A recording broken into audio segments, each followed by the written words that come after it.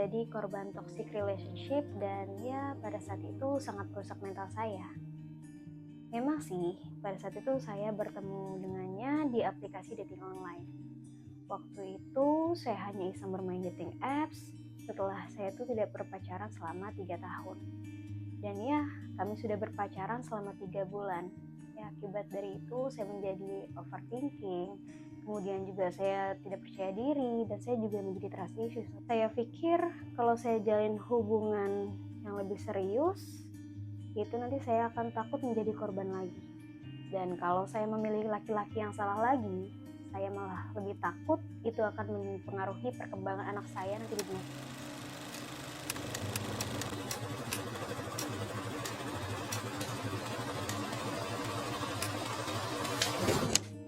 Saya berani speak up kayak gini ya biar kalian bisa belajar dari cerita saya.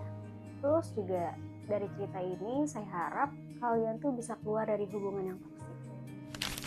Siapa di sini yang punya pacar? Punya semua? Nah, buat kamu yang punya pacar, mari kenali lebih jauh tanda-tanda kalau pacar kamu tidak baik buat kamu. Awal-awal sih, kamu pasti merasa dispesialin ya, kayak ilustrasi ini.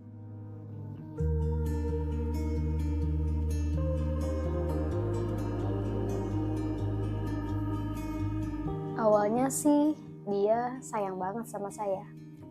Dia sering muji saya. Ya pokoknya saya waktu itu ngerasa menjadi wanita paling beruntung gitu deh.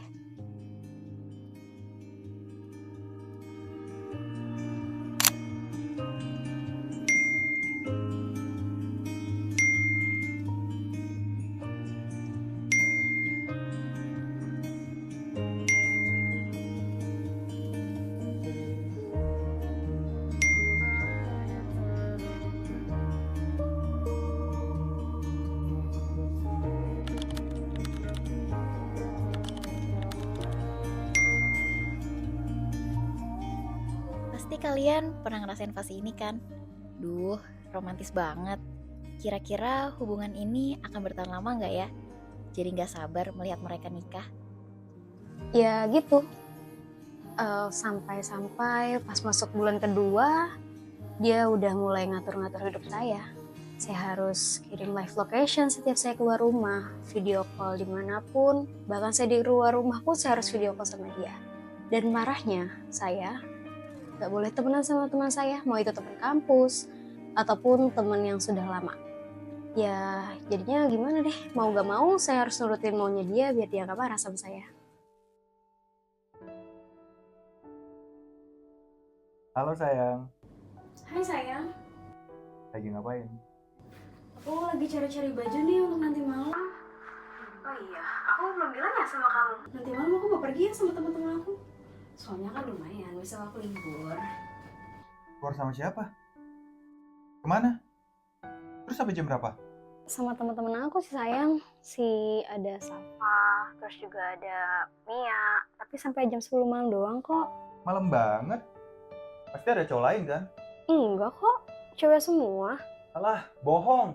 Udah pokoknya kamu di rumah aja deh. Tapi sayang, aku udah janji dari lama. Mereka kan sahabat aku. Pokoknya kamu gak boleh pergi kalau gak ada aku. Ya udah deh sayang, aku nggak jadi pergi. Nah, gitu dong. Kamu harus nurut sama aku. Dimana-mana, perempuan itu harus nurut sama laki-laki. Aku sayang banget sama kamu, Mawar. Lagian kan, aku udah ngasih segalanya buat kamu. Jadi, kamu jangan macem-macem ya kalau gak ada aku. Iya sayang, maafin aku ya. Tahu nggak? Yang lebih gilanya lagi, aku dilarang untuk melakukan hobi-hobi aku. Bahkan dia cemburu sama aktor favorit aku yang aku tonton di film Korea. Kamu lagi apa sayang? Kok dari tadi gak ngabarin aku? Oh iya, astaga, maaf banget ya. Soalnya dari tadi aku lagi nonton drama Korea kesukaan aku. Soalnya yang main tuh aktor favorit aku loh. Dia ganteng banget sayang. Hah? Drama Korea? Kok kamu lebih pilih nonton aktor itu daripada aku? Bukan gitu sayang. Ya lagi kan aku cuma 5 menit doang gak boleh chat kamu. Alah, jangan banyak alasan. Lagian apa bagusnya sih akting dia?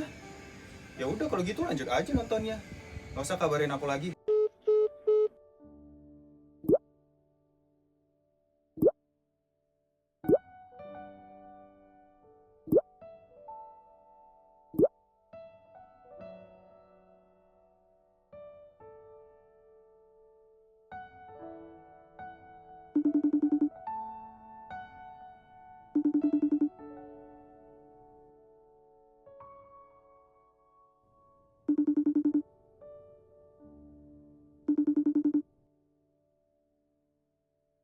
Nah, ini dia salah satu tanda awal kalau pasangan kamu tidak baik buat kamu, yaitu jika sudah membatasi kamu dengan hobi kamu, yang sebenarnya itu hal yang positif. Dia juga membatasi hubungan relasi kamu dengan teman-teman kamu. Ketika ada masalah, dia malah memilih pergi dan tidak menyelesaikan masalahnya.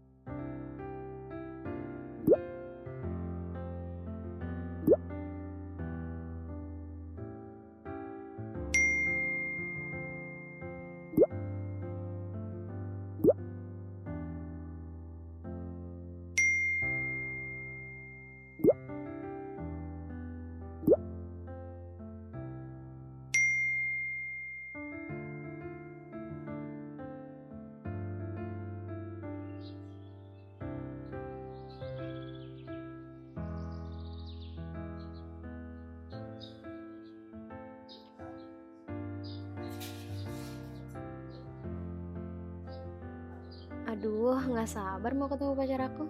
Mana ya dia? Sayang, aku kangen banget sama kamu. Maafin aku ya. Aku tahu aku salah. Aku janji kok nggak akan ngulangin lagi. Iya, aku maafin. Tapi kamu janji ya nggak bikin aku marah lagi. Aku kan pacar kamu, jadi kamu harus nurut sama aku. Iya sayang, aku janji aku nggak akan bikin kamu marah. Iya, aku nggak marah lagi kok. Kalau gitu, aku udah pesen makanan kesukaan kamu loh. Kita makan ya. Boleh, enak nih kayaknya. Nih, cobain nih. Enak gak? Enak. Kamu coba deh. Apa nih? Ayam. Oh. Enak kan? Enak kok.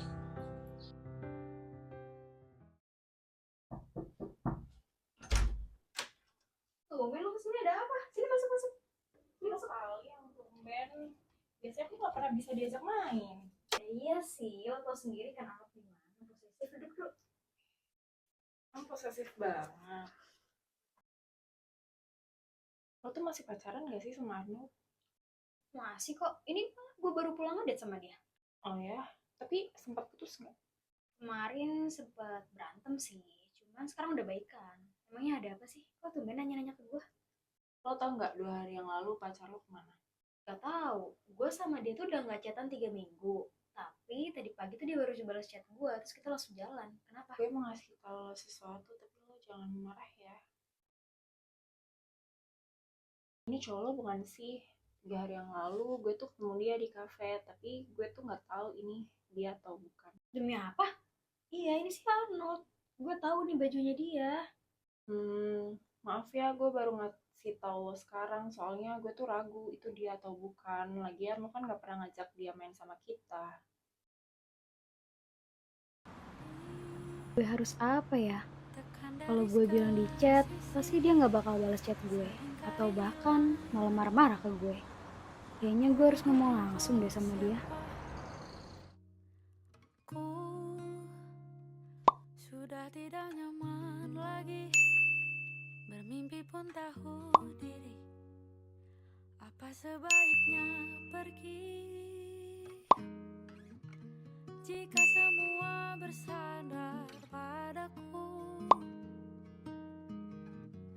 Lalu aku bersandar kemana?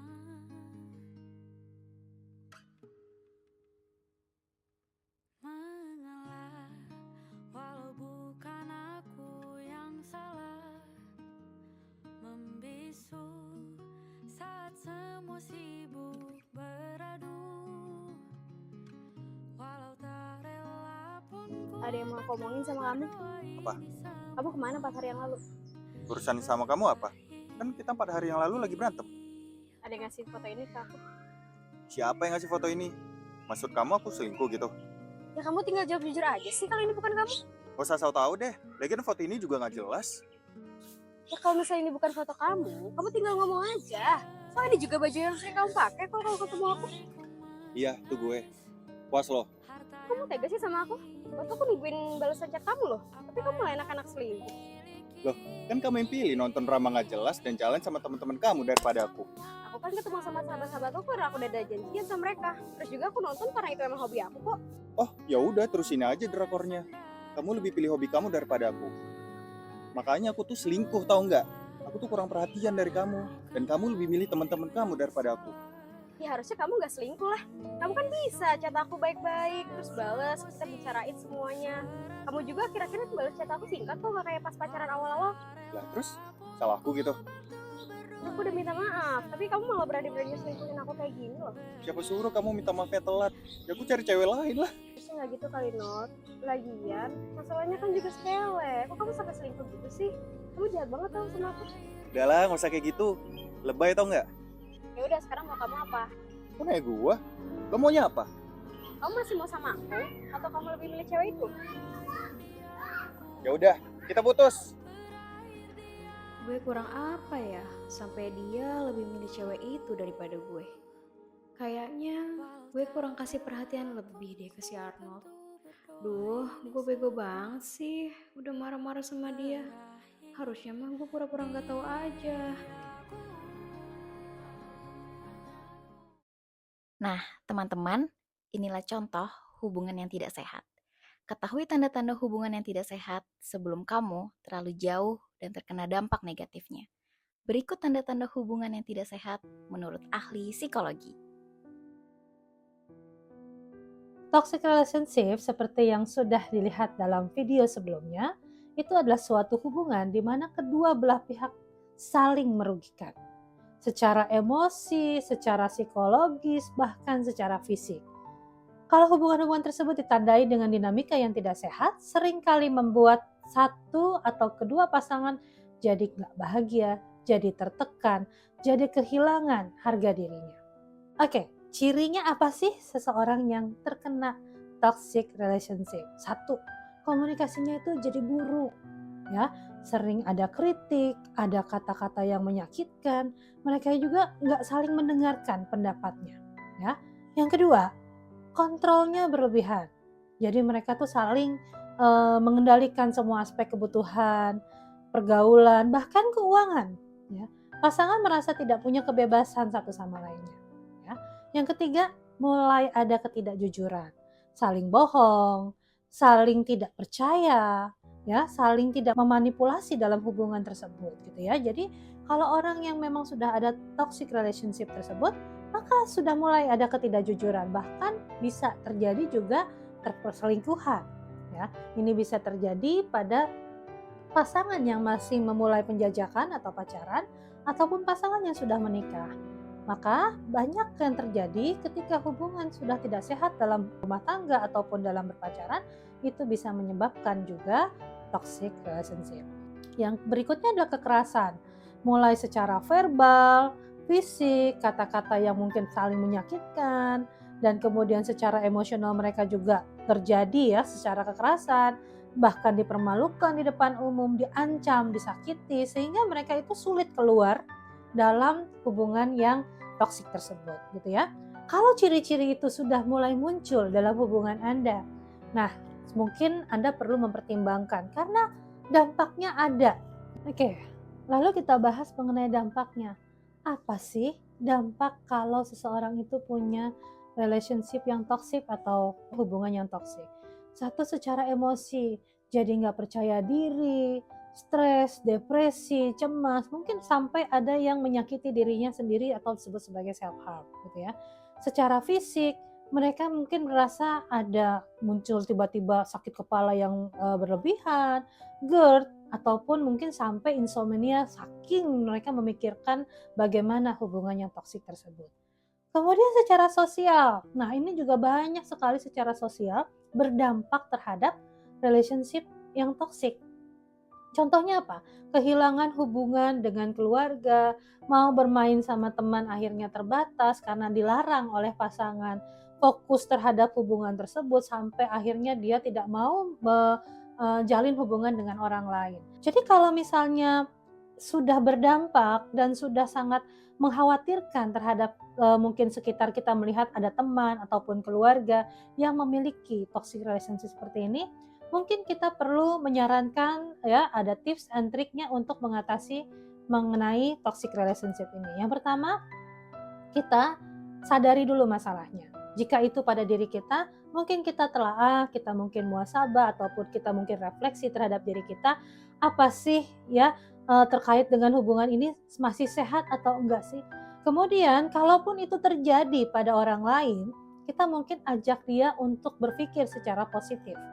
Kalau memang itu sangat bermasalah, maka biasanya tuh orang-orang yang terkena dengan masalah dampak seperti ini suka nggak menyadari apa efeknya pada diri dia dan terlalu bucin kalau bahasa kita ya. Jadi mereka tuh sulit untuk keluar dari masalah tersebut. Jadi kita pelan-pelan untuk mengajarkan mereka menyadari itu adalah masalah yang memang akan memberatkan dalam hubungan dia berikutnya. Kemudian tetapkan batasan. Ya, maksudnya di sini apa? Ada boundaries. Jadi terkait dengan hubungan kita kadang-kadang kita merasa ya pasangan kita itu udah wah banget, udah keren banget gitu ya. Maka kita harus boundaries juga. Dalam hubungan itu nggak boleh 100% kita berikan ya kepercayaan pada orang tersebut. Artinya, apalagi kalau belum menikah gitu ya, artinya kita harus tahu batasannya. Oh, ini adalah sesuatu hal yang memang kita bisa lakukan dan ini adalah akan merugikan diri kita. Jadi kita punya boundaries seperti itu supaya itu juga tidak merugikan kita ya. Kemudian cari support system. Baik itu dalam keluarga, teman kita, kerabat kita, ataupun mencari bantuan profesional ya. Mungkin kita bisa datang ke psikolog, menceritakan. Kalaupun misalnya, saya takut ketika saya menceritakan itu pada orang tua saya, mungkin nanti malah saya diintimidasi.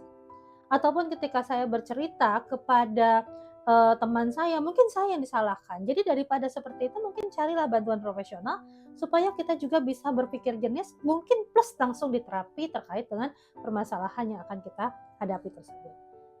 Kemudian, kalaupun itu semua sudah dilakukan dan ternyata kita masih mendapatkan hubungan yang toksik tersebut, artinya mungkin kita bisa memikirkan atau mempertimbangkan untuk mengakhiri hubungan tersebut. Kenapa demikian?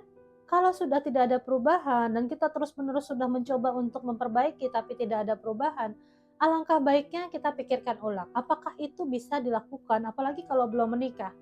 Nanti ketika saat terjadi pernikahan, apakah itu masih sehat dalam hubungannya? Nah, itu adalah langkah-langkah yang mungkin kita bisa perbaiki, ya. Kita bisa mengurangi terkait dengan dampaknya, dan mudah-mudahan itu cukup membantu untuk menjadikan hubungan kita lebih sehat. Karena peduli kesehatan mental, juga peduli untuk diri kita sendiri dan diri orang lain, serta jangan takut, karena kita tidak pernah sendiri. Salam sehat.